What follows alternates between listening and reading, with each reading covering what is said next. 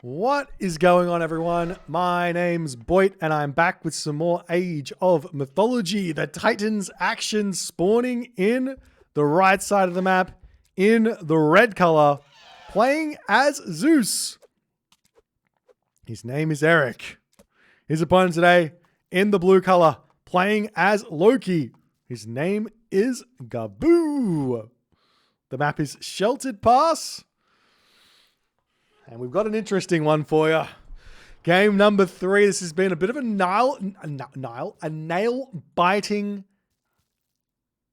series to watch, where both players have had an incredibly high-level game played, plus a relatively low-level game played. If you ask me honestly, first game played impeccably by Eric. Second game played impeccably by Gaboo. We'll see who's going to be able to play well in this third game. We do see that we do have an elephant spawn, and something that might be an idea here for Greek players would be to drop your granary onto the chicken or onto the berries and then move that villager over onto wood afterwards.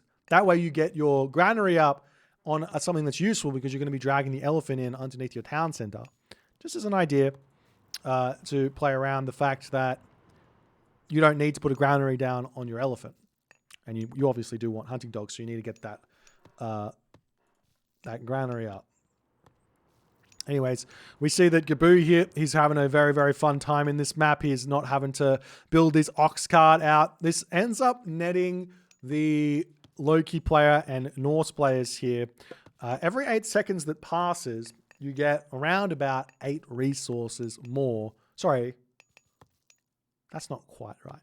For every villager you build, before you build the ox cart you would have normally built, which is going to be normally for Loki, you go about 4 villagers onto hunt, and then you build 1 villager over onto gold, and then you build an ox cart. So that's 5 villagers, right? Before the ox cart comes out. For every single one of these villagers that comes out, you're looking at about 8 resources per villager. So you can do the math, the quick math, 6 times 8. I can't do the quick math because that's too hard for me.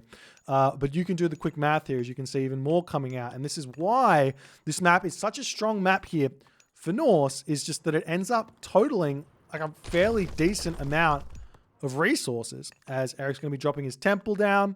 Not Eric, Gaboo's going to be dropping his temple down, and Eric over here. So one thing that you can do, what I was saying here is one thing that you can do for, as the Zeus player, by putting the granary up over on your chicken and on your berries. Obviously, you're not going to eat them now, but you will save 50 wood later in the game, which does bridge that gap that your opponent is managing to find an advantage with.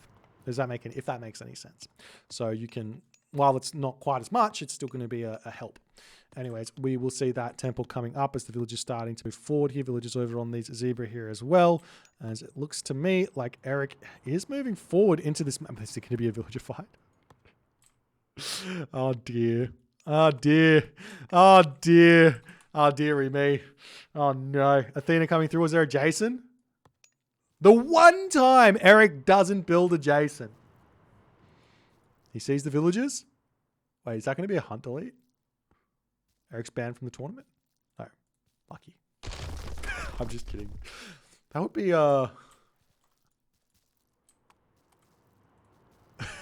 Could you imagine? Could you imagine if so there's a rule for those of you playing at home. There's a rule that says you're not allowed to build buildings over your opponent's animals. But in that situation, Eric didn't know the animal was dead. He'd actually clicked the granary before the animal died. So it's a niche case where if the animal did get hunt deleted, I would have said, allow it.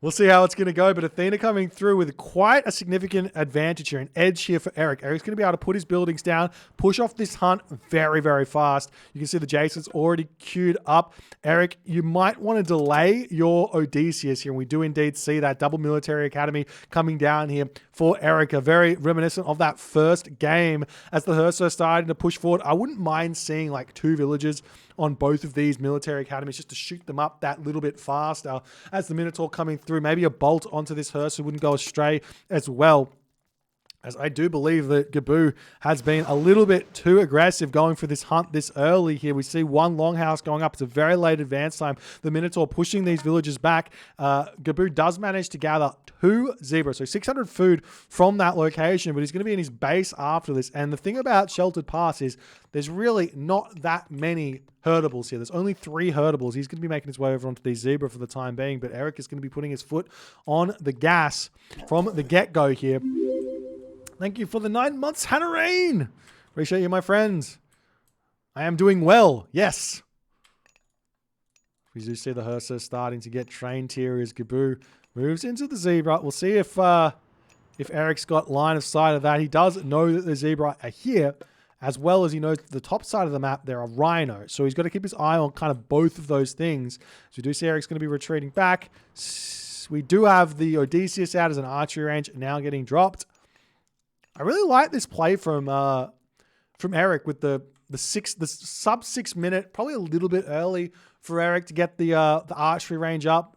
He's probably going to struggle to produce from all 3 of these military buildings. You can see he doesn't quite have the gold, but we do see Eric pushing through here. This is I don't think he needs to attack the main base at this point, as the Odysseus is going straight after that troll here. Looks like it's going to be able to snipe the troll as well, as this tower is under a lot of pressure. The gold mine is very much out in the open, as Gaboo did not defend this tower well enough here with those wall segments at this point, as the hoplites get around, snipe down the tower. Still does not have to use restoration here on this point. Take the tower down. The Hersir are retreating away. The gold mine is completely open on this location, as the villagers over here, we do see the Katusk boss has spotted those, so a couple of hoplites going to be making their way over there to cause some problems there as well. The Odysseus is going to start putting some pressure onto these dwarves over here. One thing you can do is go set ground stance or passive stance and sit the Odysseus here. It will automatically target dwarves and not move forward, as the hoplites targeting the villagers over on this position. Gaboo going to be getting pushed off here. I love the mini raid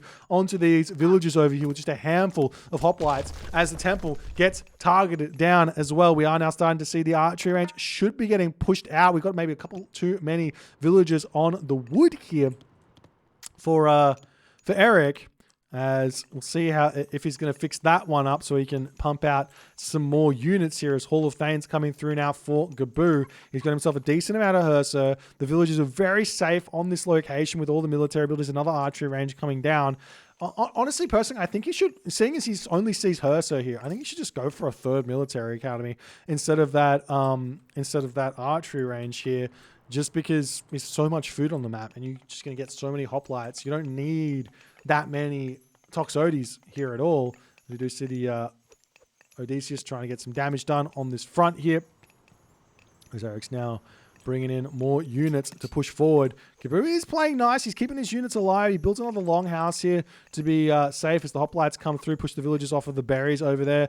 They are still chicken at the top side of the map there that he can go for, as the hoplites going to continue to put raids over here. The watchtower at the back will be a nice defense there, though.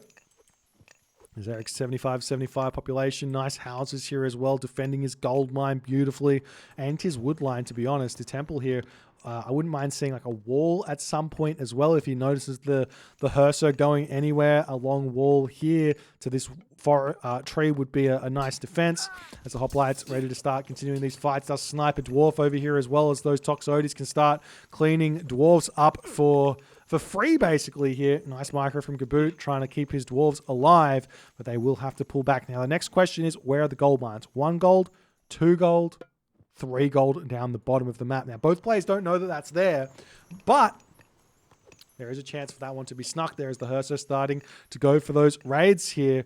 We'll see if Eric's going to leave some units to defend, or honestly, he could probably just think about it hitting the town center at this point, as those Hersir are leaving. That's 5 times 3, 15 population away. If you take that 15 population away from Gaboo, my God, that's a huge amount of population advantage here that Eric's got to put pressure on. Alternatively, just defend your villagers. Not a bad idea, as a couple of units do pop out here from these military buildings. Eric needs 1 more house, and he's going to be at full population.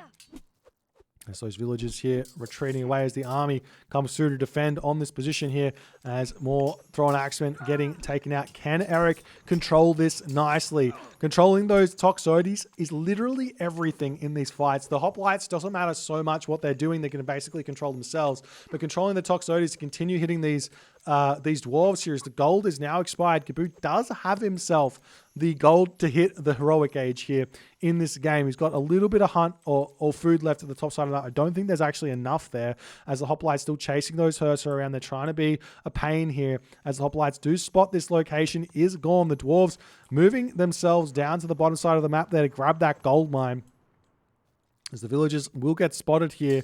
Nothing really left. If one thing that Eric can do is he can just move those villagers forward and use them to try and take the town center down. He does decide to turn around, get a little bit of shank action here as the hoplites still chasing the Hersir. There might be a myth unit spawn though, but Gaboo's at 85 population. He needs a house here. Doesn't have it at the moment, as the dwarves over there are going to get pushed off. Gaboo might start doing his jukey from one gold mine to the other one that we saw on that Frozen Wastes map here. His medium archers coming through as well for Eric, as Gaboo getting himself that temple back up. We do see that now Eric, he's trying to get a sneak around the dwarves, as the dwarves getting pulled early here by Gaboo.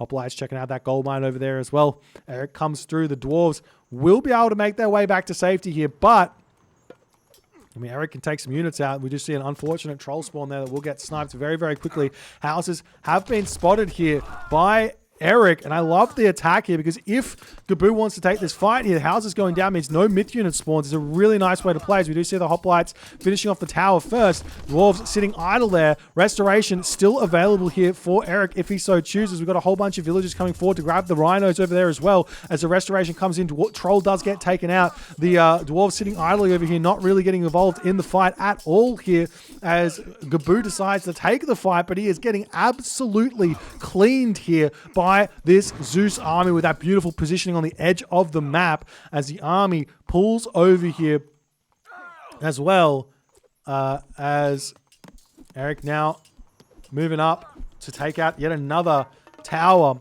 on this position. The villagers looking like they might try and push onto this gold mine, but the villagers over here are already there to check that one out, as there's already units here preventing the dwarves from moving forward. They're going for the shanky shank, but there's plenty of army here. Eric's got a lot of wood in the bank as well to start farming if he so chooses, or put more military buildings down to pump units out. He's sitting full population, so he can just continue to pump units. You can get a second town center here if it chooses as well, as the trolls here just not going to be that useful against the Odysseus, against the Jason. And as Gaboo drops in population here, he decides to tap out in this game. Eric claims the victory in commanding fashion here in game number 3 with a very, very nicely executed Athena Rush that Gaboo just could not deal with it. Gaboo moving to the center of the map.